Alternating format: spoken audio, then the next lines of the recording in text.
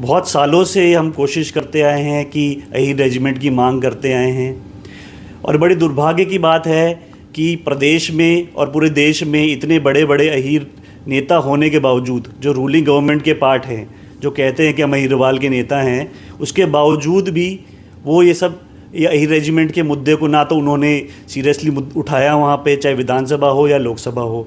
36 बिरादरी ने इसका समर्थन दिया। अनिश्चितकाल से हम बैठे हुए हैं वहाँ पे कि उनकी सपोर्ट के लिए। और एक सम्मान की चीज़ है ये, वो सिर्फ ये चीज़ मांग रहे हैं कि जो हमारे वीर शहीद हो रहे हैं उनको एक रिकग्निशन मिलनी चाहिए हमारे अहीर।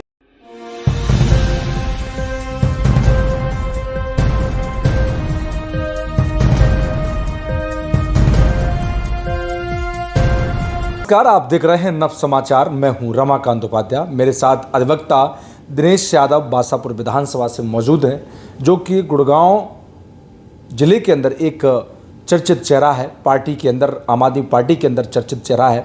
पार्टी के अंदर कम समय में ही अपनी बहुत अच्छी मजबूत पकड़ बनाई अपने नेताओं के बीच में, और समाज सेवी भी हैं, जनता के लिए सदैव खड़े रहते हैं। उनके अच्छे और बुरे सुख दुख में हमेशा उनके बीच पहुंच रहे हैं। चुनाव बहुत नज़दीक है। बासापुर विधानसभा हरियाणा की एक सबसे बड़ी विधानसभा है। दिनेश जी, आपका सबसे पहले आपका स्वागत है नव समाचार में। दिनेश जी, कैसे दिख रहे हैं? विधानसभा चुनाव नज़दीक है। बासापुर विधानसभा में कई ऐसी चुनौतियां हैं जो कि वहां से बड़े दिग्गज नेता, अगर कहे जाए तो राव नरवीर वहाँ से चुनाव की इस बार तैयारी कर रहे हैं, और भी वहाँ से लोग नेता तैयारी कर रहे हैं। आपके भाई भी आपके सामने होंगे चुनाव में, यदि उनको टिकट मिलती है। कैसे दिख रहे हैं?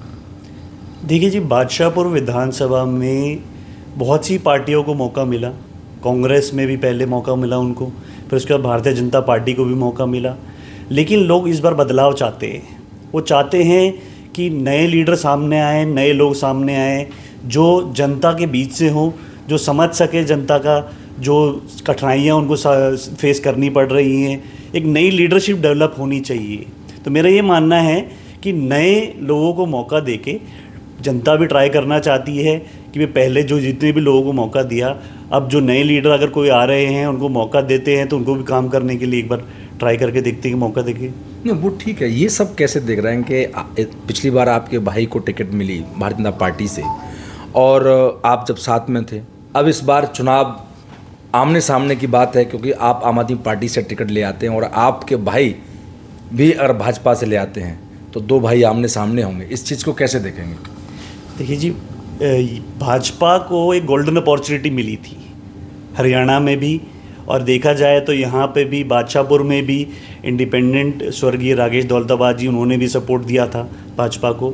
लेकिन इतनी अच्छी अपॉर्चुनिटी मिलने के बाद भी बादशाहपुर विधानसभा में जो डेवलपमेंट्स होनी चाहिए थी, जैसे कि बेसिक एमिनिटीज़ जो होती है, सिविल हॉस्पिटल जो है हमारा, वो पार्किंग में तब्दील हो गया है, और जो स्कूल्स के जो इंफ्रास्ट्रक्चर हैं वो दिन पर दिन ख़राब होते जा रहे हैं। लेकिन जो ये अपॉर्चुनिटी इनको मिली थी, लोगों ने काम करने के लिए दी थी। कांग्रेस के राज्य से परेशान होके कि कांग्रेस के राज्य में काम नहीं हुआ था, तो भाजपा को एक मौका दिया था। भाजपा को एक मौका दिया, उसके बाद दोबारा मौका दिया। इन्होंने कहा कि 5 साल में हम काम नहीं कर पाए तो एक मौका और दे के देख लीजिए, तो 5 साल का फिर से मौका दिया गया। लेकिन इन्होंने उसके बाद भी यहाँ पे जो आम जनता की जो समस्याएं हैं उन पे ध्यान नहीं दिया है। वैसे तो हम मिलेनियम सिटी में रह रहे हैं, मिलेनियम सिटी में जो सरकारी स्कूल और हॉस्पिटल्स होने चाहिए वो भी यहाँ की तरह आलीशान होने चाहिए, लेकिन उन पे ध्यान दे ही नहीं रही है सरकार। तो मेरा तो कहना यही है कि इस बार आम आदमी पार्टी के विकल्प के रूप में आइए, और जो हम काम करते हैं उसकी गारंटी जो हमने दी है वो दिल्ली में तो हमने करके दिखाई दिया है। पंजाब में 2 साल के भीतर जो डेवलपमेंट्स हुई है वो कहीं छुपी नहीं हुई है। हरियाणा में भी जनता इस बार मन बना चुकी है। मैं गांव-गांव जा रहा हूं, लोगों से मिल रहा हूं, तो सबका यही कहना है कि इस बार विकल्प के रूप में आम आदमी पार्टी आई है, जिनका फोकस ही शुरू से रहा है एक आम आदमी के लिए, एक सामान्य परिवार के लिए जो मूलभूत सुविधाएं होती हैं उन पे ध्यान रखना, उनके लिए काम करना। इस एक सामने बड़ा अहम मुद्दा है जो कि खिड़कीतोला टोल प्लाज़ा। आपने उस पर पहले भी आपने प्रेस कॉन्फ्रेंस की, लोगों से मिले, आपने बात भी की। तो इस मुद्दे को कैसे देख रहे हैं कि ये मुद्दा ख़त्म नहीं हो रहा है? हर बार कुछ ना कुछ, अब तो सरकार ने भी, गडकरी जी का भी एक संदेश बीच में आया था कि इसको हम नहीं हटाएंगे। अभी ऐसा कुछ इस पर कोई चर्चा नहीं है। सरकार बार बार वादे करती रही कि जी हम ये टोल रीलोकेट करेंगे। सर टोल हटाएंगे हम यहाँ से, लेकिन उन करने की इच्छा नहीं थी, मंशा नहीं थी। पंजाब में इतने टोल थे जो हटा दिए गए जैसी सरकार बनी। मैंने 2019 के आसपास आरटीआई भी लगाई थी जिसमें जवाब मांगा था, कॉपी भी है मेरे पास ये रही, जिसमें इन्होंने खुद अपने जवाब में दिया है कि 11 जनवरी 2023 तक इसका टेन्योर ख़त्म हो जाएगा। फिर दोबारा से उसको एक्सटेंड कर दिया किसी कारण से, फिर दोबारा से आगे एक्सटेंड करते आए हैं डेडलाइन उसकी, लेकिन इनको इस टोल को हटाने की मंशा नहीं है। और पहले तो टोल का जो रेट था वो भी बहुत कम था, समय हर साल वो कंटिन्यूसली बढ़ता भी गया है। तो नहीं, जिस प्रकार से चुनाव आता है तो वहाँ पर चाहे भाजपा का नेता हो चाहे कांग्रेस का हो, वहाँ से चुनाव लड़ते हैं। राकेश दौलताबाद जी भी चुनाव लड़ेंगे, स्वर्गीय राकेश दौलताबाद जी। अब वो हमारे बीच में नहीं है, परंतु वह भी इसके लिए आवाज़ उन्होंने कई बार उठाई, पर बाद में कुछ उस पर हुआ नहीं। अभी राव नरवीर भी इस विषय को लेकर बड़ा बार बार बोलते हैं, सरकार उनकी रही। तो कैसे देख रहे हैं इस चीज़ को? जनता इस चीज़ से लेकर कितनी परेशान है?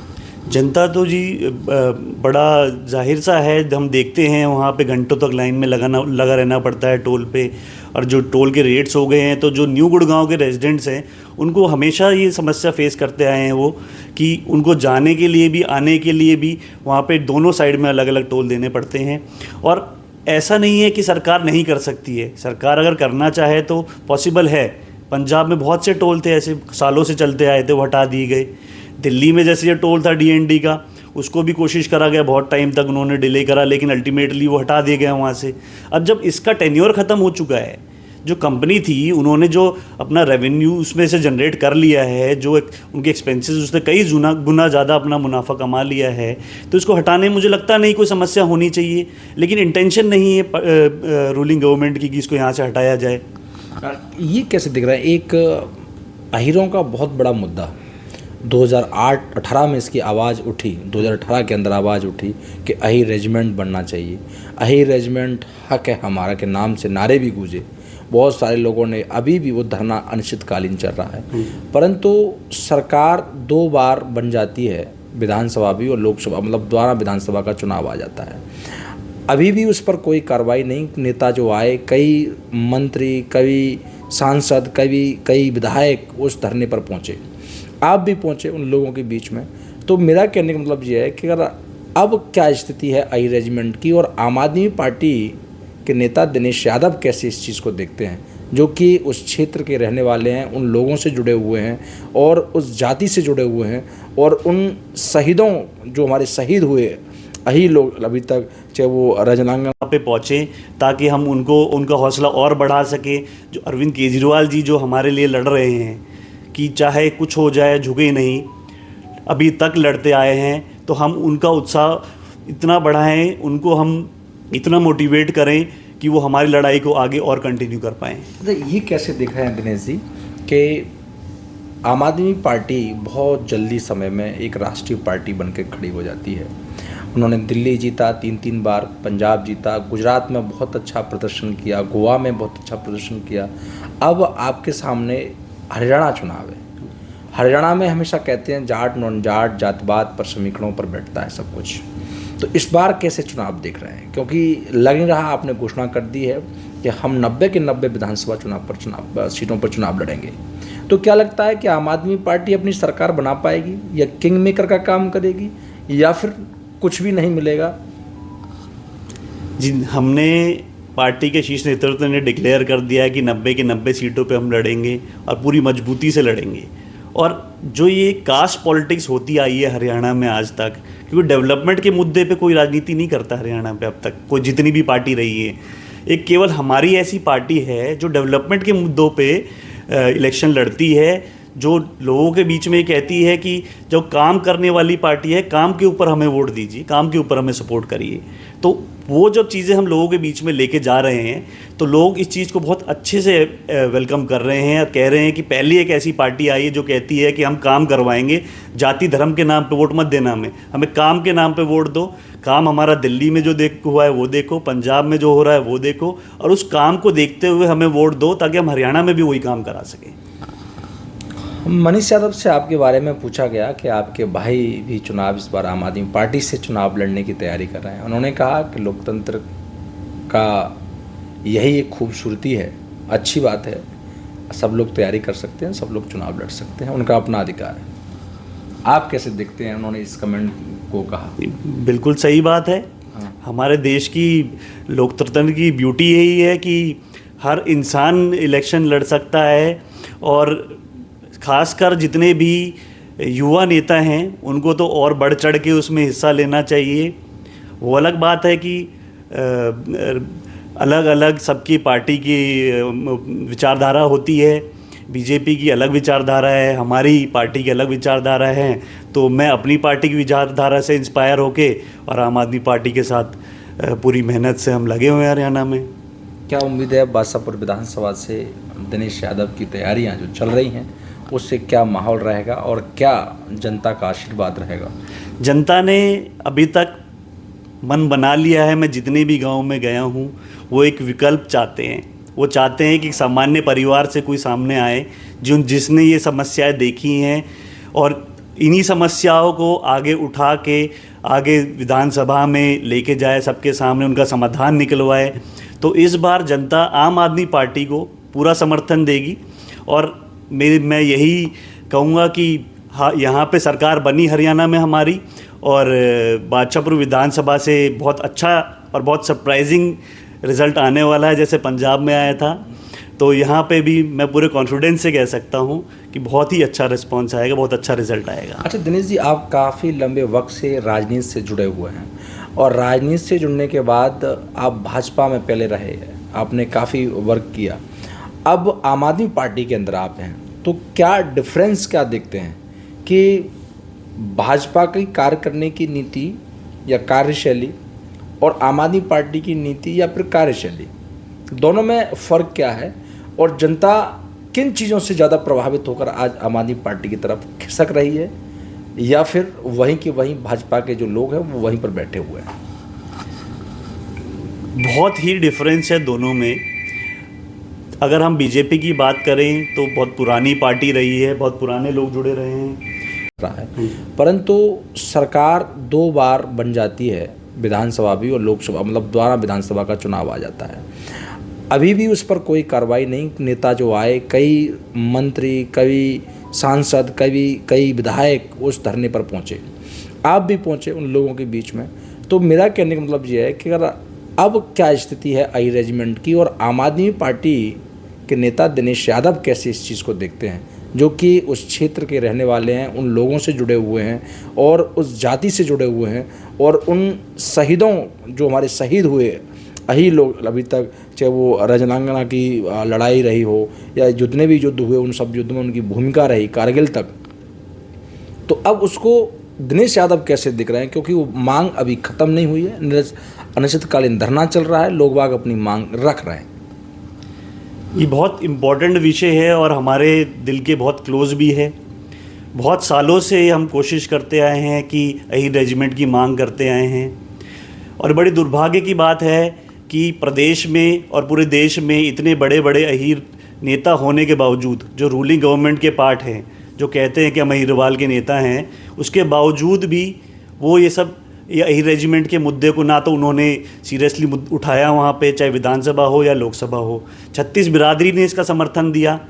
अनिश्चितकाल से हम बैठे हुए हैं वहाँ पे कि उनकी सपोर्ट के लिए। और एक सम्मान की चीज़ है ये, वो सिर्फ ये चीज़ मांग रहे हैं कि जो हमारे वीर शहीद हो रहे हैं उनको एक रिकग्निशन मिलनी चाहिए हमारे अहीरवाल को। तो उसी की मांग से रिलेटेड जो ये अनिश्चितकाल जो चल रहा है, इसको सरकार को सीरियसली लेना चाहिए। और मैं तो ये कहता हूँ कि आम आदमी पार्टी की सरकार आई तो हम तो शुरू से कहते आए हैं कि आम आदमी पार्टी की सरकार आएगी तो हम इस मुद्दे को ज़रूर उठाएंगे, और ये हमारे प्रायोरिटी में सबसे ऊपर रहेगा, स्पेशली अहीरवाल के लिए और अहीर रेजिमेंट के सम्मान के लिए। ये कैसे दिख रहे हैं कि आप लोगों के बीच में, जब से आपने जन समर्थन के लिए लोगों के बीच में आप जा रहे हैं, डोर टू डोर कैंपेन कर रहे हैं, तो क्या लोगों का फीडबैक मिल रहा है? बासापुर विधानसभा के लोगों का क्या समस्याएं उनके सामने हैं जो अभी तक 10-15 साल, 20 साल, 40 साल में अभी तक कंप्लीट नहीं हुई हैं? लोग आप उसी चीज़ में फेस कर रहे हैं, कहाँ समस्या है? मैं तो जी बहुत ही सालों से, मतलब लगभग ऑलमोस्ट 2 डिकेड से गाँव में घूमता आया हूँ, देखता आया हूँ कि गाँव की स्थिति कुछ अच्छी होएगी, बेहतर होएगी। लेकिन बड़े दुर्भाग्य की बात है कि हमारे गांव जो गुड़गांव जैसे मिलेनियम सिटी के भी जो गांव हैं उनमें भी जो बेसिक फैसिलिटी होनी चाहिए वो गायब हैं। लोग अभी भी पीने के पानी के लिए तरस रहे हैं, पानी उपलब्ध नहीं है, 24 घंटे पानी नहीं आता। बिजली जो साइबर सिटी में 24 घंटे होनी चाहिए वो नहीं उपलब्ध है। सरकार करना चाहे तो दे सकती है। आज दिल्ली में, पूरे देश दिल्ली में एक ऐसा प्रदेश है दिल्ली जिसमें 24 घंटे बिजली आती है। मैंने खुद रहा हूँ, मैंने खुद देखा है। और यहाँ पे जैसे कि स्कूल की जैसे अगर हम बात करें या फिर हम हेल्थ केयर की बात करें, भगवान ना करे अगर कोविड जैसी सिचुएशन कभी दोबारा आती है तो हम देख चुके हैं कि हमारा हेल्थ इंफ्रास्ट्रक्चर कोलैप्स हो गया था उस टाइम पे। आज गुड़गांव में सरकारी अस्पताल नहीं है, आप देख रहे हो पार्किंग में तब्दील हो गया है। एक सरकारी अस्पताल है जिसमें मुश्किल से 200 बेड होंगे, लेकिन वहाँ पे भी जो मशीनें आधी से ज़्यादा ख़राब रहती हैं, लोगों को इलाज नहीं मिल पाता है। तो ये बड़ा सीरियस मुद्दा है जिस पे ध्यान नहीं दिया मौजूदा सरकार ने। और चाहते तो बना सकते थे, 5 स्टार जैसा कोर्ट के सामने PWD गेस्ट हाउस बना रखा है। सरकार बनने के बाद उन्होंने बनाया कि नेताओं के लिए और ब्यूरोक्रेट्स के लिए कि वो अपना आराम फरमा सके, वहाँ पे आके रुक सके, लेकिन प्रायोरिटी पे हॉस्पिटल को नहीं रखा। और बीजेपी कार्यालय भी बन जाता है। बीजेपी कार्यालय बन जाता है, आप देख सकते हैं कि चिकित्सालय नहीं बनता है। हाँ, लेकिन हॉस्पिटल नहीं बन पा रहा है। भगवान जाने 10 साल में, 10 साल का समय बहुत बड़ा समय होता है। अगर चाहते तो 10 साल में गुड़गांव के हर कोने में अच्छे सरकारी अस्पताल खोल सकते थे, अच्छी क्लिनिक्स खोल सकते थे हर कोने में। आप डोर टू डोर कैंपेन में आपसे क्या उम्मीद कर रहे हैं लोग कि दिनेश आए हमारे बीच में, हम उनको वोट करें, उनको जिता के भेजें, या फिर वो जो उनकी मूलभूत सुख सुविधाएं वो नहीं मिल पा रही हैं, दिनेश से कैसे भी हमारी चीज़ों को करवाइए। तो और एक ख़ास समस्या और आपके सामने आती होगी, एक PPP की, जो कि पहचान प्रमाण पत्र का जो है, उसको लेके भी बड़ा लोग बाग परेशान रहे हैं। ये बड़े कॉमन समस्याएं हैं जो हर गांव में देखने को मिलती है। हम जितने भी गांव में गए हैं, डोर टू डोर करी है हमने, और अरविंद केजरीवाल जी का जो संदेश हम लेके जा रहे हैं तो लोग देख रहे हैं कि एक विकल्प के रूप में हम आ रहे हैं लोगों के बीच में। पहले कांग्रेस को उन्होंने मौका दिया, फिर भारतीय जनता पार्टी को दिया, लेकिन इस बार जब हम घर घर तक जा रहे हैं लोगों के बीच में तो उनको हम दिखा रहे हैं कि जैसे दिल्ली में लोगों का जीवन बेहतर हो गया, पंजाब में अच्छा बेहतर हो रहा है जीवन उनका, तो इस बार अगर हरियाणा में मौका दिया हमें तो यहाँ पे भी हमारा जो शुरू से फोकस रहा है आम जनता के लिए, जो 5 गारंटी हमने लॉन्च करी है उन पे फोकस करते हुए हम सबके पास संदेश लेके जा रहे हैं। और लोग बड़े उत्साहित हैं, लोगों का बहुत अच्छा रिस्पॉन्स है। वो चाह रहे हैं कि हरियाणा में भी आम आदमी पार्टी जैसी सरकार आए ताकि जो लोगों को डेली समस्याएं फेस करनी पड़ रही हैं उनका समाधान हो पाए, उनके बारे में कोई सोचे। सुनीता केजरीवाल सोना में 4 तारीख को पहुंच रही हैं। क्या ऊपर से आला कमान से आपको आदेश है, क्या संदेश है कि आपको कैसे वहां पर कितने लोग इकट्ठे करने हैं, क्या करना है, क्या जिम्मेदारी आपकी लगाई है? माननीय श्री अरविंद केजरीवाल जी की वाइफ सुनीता केजरीवाल जी आ रही हैं 4 तारीख को सोना में, और हमारे पूरे साउथ हरियाणा में बड़ा उत्साह का माहौल है। सब पूरे जोश से तैयारियों में लगे हुए हैं और सब 4 तारीख को पहुंचेंगे। और मैं सबसे निवेदन भी करना चाहूँगा कि 4 तारीख को सब वहाँ पे पहुँचें ताकि हम उनका हौसला और बढ़ा सकें। जो अरविंद केजरीवाल जी जो हमारे लिए लड़ रहे हैं कि चाहे कुछ हो जाए झुके नहीं, अभी तक लड़ते आए हैं, तो हम उनका उत्साह इतना बढ़ाएं, उनको हम इतना मोटिवेट करें कि वो हमारी लड़ाई को आगे और कंटिन्यू कर पाएँ। ये कैसे देख रहे हैं दिनेश जी कि आम आदमी पार्टी बहुत जल्दी समय में एक राष्ट्रीय पार्टी बनकर खड़ी हो जाती है? उन्होंने दिल्ली जीता 3 बार, पंजाब जीता, गुजरात में बहुत अच्छा प्रदर्शन किया, गोवा में बहुत अच्छा प्रदर्शन किया। अब आपके सामने हरियाणा चुनाव है। हरियाणा में हमेशा कहते हैं जाट नॉन जाट, जातपात पर समीकरणों पर बैठता है सब कुछ। तो इस बार कैसे चुनाव देख रहे हैं? क्योंकि लग नहीं रहा, आपने घोषणा कर दी है कि हम। दिनेश जी, यह कैसे आप देख रहे हैं कि आप विदेश में पढ़े रहे, वहाँ की आपने राजनीति को भी समझा, आज आप चुनाव की तैयारी, आपकी विधानसभा बादशाहपुर से है, यहाँ की हमारे देश की, भारत की क्या ऐसी कमियाँ हैं, क्या सिमिलरिटियाँ हैं, वो थोड़ा सा और जनता को बताइएगा। मास्टर्स के लिए मैं इंग्लैंड में रहा हूँ और वहाँ पे काफ़ी घूमा, देखा मैंने कि ऐसा क्या कारण है कि भाई हमारे देश से इतने आगे हैं डेवलपमेंट के मामले में। तो मैंने एक चीज़ नोटिस करी वहाँ पे कि जो हेल्थ का सेक्टर है उसको बहुत अच्छे से उन्होंने डेवलप किया हुआ है। जैसे कि दिल्ली में जो मोहल्ला क्लिनिक का मॉडल है, वहाँ पे भी बड़ा सिमिलर सा मॉडल है। हर कॉलोनी के पास, हर लोकेलिटी के पास एक क्लिनिक खुली हुई है जहाँ पे हर नागरिक को मुफ्त में इलाज मिलता है। हम तो स्टूडेंट थे, स्टूडेंट वीज़ा पे गए हुए थे, लेकिन हमें भी कार्ड इशू करा हुआ था। अगर भगवान न करे कोई किसी को इशू होता है, कोई भी स्टूडेंट जाके वहाँ पे मुफ्त में अपना इलाज करवा सकता है। और सिमिलरली जैसे कि एजुकेशन का अगर हम मॉडल बात करें तो मुफ्त एजुकेशन और अच्छे सरकारी स्कूल इंग्लैंड में इस्टेब्लिश करे हुए हैं, जहाँ पे वहाँ के नागरिक अच्छे से पढ़ पा रहे हैं। और उसी तरह जब मैंने देखा कि दिल्ली में भी सेम मॉडल पे जो स्कूल डेवलप करे जा रहे हैं, तो बड़ा हम उसको रिलेट कर पाए कि ये एक ऐसी पार्टी है जो इन सब चीज़ों पे ध्यान दे रही है कि जो देश विदेशों में जो मॉडल सक्सेसफुल रहे हैं उनको यहाँ पे इम्प्लीमेंट करके, ताकि जितने भी नागरिक हैं उनको कम से कम स्वास्थ्य और शिक्षा के बारे में चिंता ना करनी पड़े। दिनेश जी, आप काफ़ी लंबे वक्त से राजनीति से जुड़े रहे हैं। आपने भारतीय जनता पार्टी के अंदर कार्य किया, आप गांव-गांव लोगों के बीच पहुंचे, अब बहुत जल्द आम आदमी पार्टी के शीर्ष नेतृत्व के साथ काम कर रहे हैं, जनता के बीच काम कर रहे हैं। अब आप चुनाव की तैयारी भी कर रहे हैं बासापुर विधानसभा से। तो भारतीय जनता पार्टी की नीति और या फिर कार्यशैली या फिर आम आदमी पार्टी की नीति या कार्यशैली, दोनों में क्या फ़र्क है जिससे जनता उनके पास जाती है? क्योंकि कहीं ना कहीं आप देखेंगे कि 5 गारंटियां केजरीवाल की पंचकुला की धरती से सुनीता केजरीवाल ने घोषणाएं की, तो उससे लोग बाग कितने प्रभावित हो रहे हैं। परंतु भारतीय जनता पार्टी के कुछ नेताओं का कहना है कि जो लोहावनी गारंटियां हैं इससे हरियाणा में कुछ नहीं होगा, और आम आदमी पार्टी के नेता कहते हैं कि पंजाब बड़ा भाई है, हरियाणा छोटा भाई है, हम इसको जीत लेंगे। तो ये 2 चीज़ें हैं, नीति और कार्यशैली। तो इनमें फ़र्क क्या है? मतलब कितना लोग भाजपा के पास जा रहे हैं या भाजपा के पास वही हैं? रमकांत जी, भाजपा की नीतियाँ और कार्यशैली तो 10 साल में हम देख ही चुके हैं कि नीतियाँ बनाते गए लेकिन एग्जीक्यूशन नहीं हुई उनकी, ग्राउंड पे ज़ीरो है वो। ठीक है जी। आम आदमी पार्टी की अगर हम बात करें तो जो नीतियाँ हमने बनाई, आम परिवार को देखते हुए, सामान्य परिवार को देखते हुए कि क्या क्या उनकी ज़रूरतें हैं, उसका मॉडल हम दिल्ली में पहले देख चुके हैं, सक्सेसफुल मॉडल रहा है। पंजाब में सेम मॉडल हमने वहाँ पे एप्लीकेबल करा तो वहाँ पे भी बहुत सक्सेसफुल मॉडल रहा। तो वहाँ में भारतीय जनता पार्टी में और आम आदमी पार्टी में एक सबसे बड़ा डिफरेंस ये है कि वहाँ पे नीतियाँ बनाने में रह जाते हैं, काम करना नहीं चाहते। यहाँ पे नीतियाँ बनाई भी गई, उनको इम्प्लीमेंट भी करा गया और लोगों को लाभ भी मिला है।